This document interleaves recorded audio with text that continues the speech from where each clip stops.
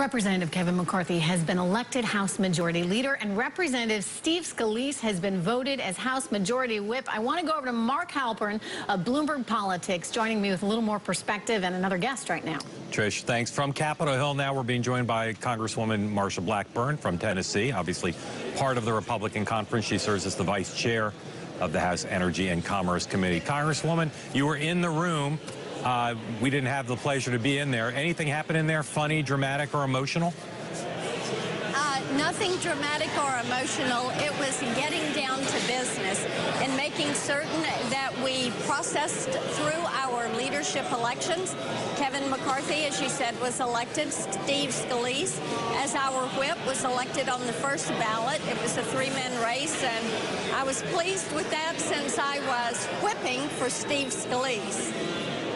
All right, so you got the man you wanted. Your party, you've been part of this effort to struggle to find a way to Republicans to speak and talk particularly to middle-class voters on the economy. For a normal American who cares about the two parties, trying to figure out who to look to for leadership, what does this new slate of leaders, John Boehner staying on, Kevin McCarthy moving up, and Congressman Scalise moving up, what does it say about your party's vision of concrete ideas on the economy going forward? I think what it says is that our party is listening to the American people. They wanted to see some fresh faces, and you're going to see that now in the whip operation. I think also what they are saying is deal with the issues that we are very concerned about. The VA, what is happening in Iraq, what happened with release of the Taliban prisoners, what is taking place with Gitmo, what is happening on our border, the high price of gasoline, the new EPA rules that are taking place, the impact of Obamacare on jobs and our employers and the economy. And people are saying, let's take some action. And Republicans realize that, and I think you're going to see a whip operation that is going to bring that action to the floor. Is this a team that's going to be more or less likely to look for areas of compromise with President Obama and the Democrats in the Senate? This is a team that is going to be pushing forward with an agenda that the American people want, and I think that Democrats are inclined to support that. You know, it's important to realize we've passed over 200 bills out of the House, many of those with bipartisan support, even some of those with Democrat sponsorships that are now waiting on Harry Reid in the Senate to take it up. Congresswoman, so I hope that they get that message, that we need the Senate to do their job and work with us, because the House has been working in a bipartisan manner, and I think you're going to see them continue to do that. I hear you and your colleagues all the time talk about stuff you pass. You're right. The Senate's often choosing not to pass it through the Democratic majority, but is to help your constituents if you guys pass stuff, if you can't figure out how to pass stuff and get it signed into law, is that good for the people of your district in Tennessee? I have to tell you, Mark, what the people in our district would like to see is for the president to straighten out his foreign policy and say, I'm using my pen and my phone to work with Congress. You know, the American people are looking at the president and giving him a 37% approval rating on how he is dealing with foreign affairs. And when you have a major military post in your district and what all is transpiring in Iraq, they want the president to come to us. We are willing to work on these issues to get them resolved. But Representative Blackburn, we are hopeful. Representative Blackburn, we hear a lot of blame going around here, and you know, we hear you blaming the president and blaming Democrats. Back to Mark's earlier question, are we going to actually see an improvement in what the Republican House is trying to do in way of compromise? Are you committed to working towards better compromise with this team than, say, in the previous? What we are committed to doing is working toward getting these bills to the finish line. It is disappointing to us that we send them to the Senate and the Senate doesn't take them up. It doesn't matter if they've got, you know, 100 Democrat votes or if they've got 50 Democrat votes. The Senate is just not taking the bills up.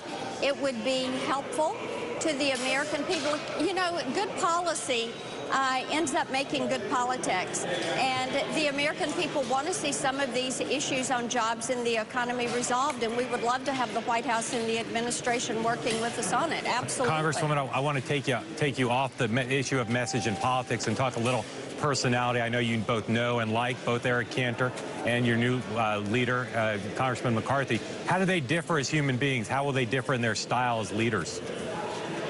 Oh, I have found it's so interesting to work with Kevin. He comes from a district in California that they call Nashville West. And being a Tennessee girl, I have appreciated that. And I think that what you're going to see is Eric was a terrific guy who spent a lot of time working with the members. Kevin will do that. Kevin also goes to his district every weekend, which is a true blue-collar district, hard-working district, and I think you're going to see him bring back a lot of that information to the leadership table. One of the things that I have appreciated about Kevin is the way he developed and worked with us in developing the Pledge for America that we had in 2010, which was an effective document. It gave everyone a focus, gave us some deliverables that we could go to the floor with, and an instrument that we could again work together and build support, bipartisan support for. Mm-hmm. You talk about just as we're. Not to interrupt, but you did mention something which I think is pretty important.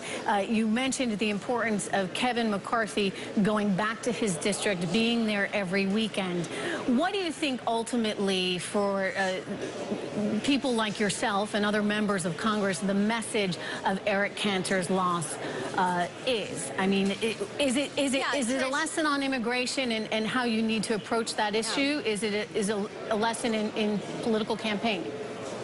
A couple of things there. I think it reminds us that all politics is local, and that what the American people want to see is the House, which is Republican-led, take action on issues that they're concerned about, the issues I talked about a little bit earlier.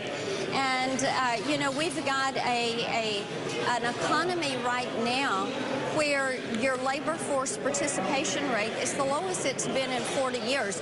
You've got a lot of people who are working part-time jobs and are partially employed or are underemployed, and they're wanting to see the economy dealt with.